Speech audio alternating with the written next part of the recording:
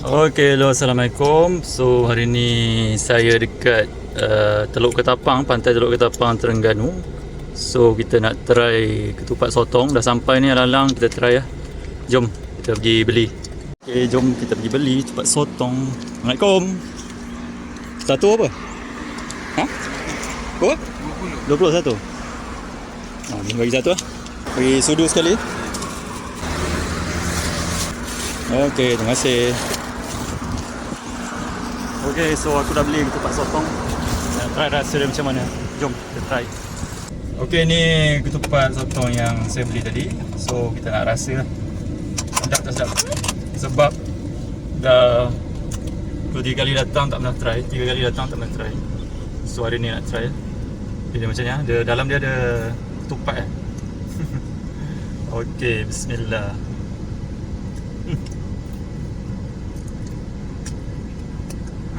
Rasa sotong. Rasa sotong dan ketupat.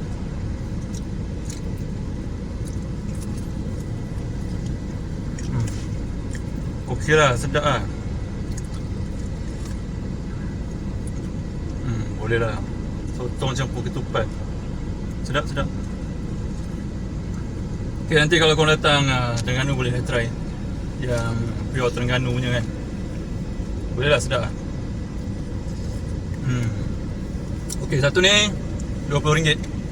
Ada 4 ekor sotong. Okey. Selamat mencoba.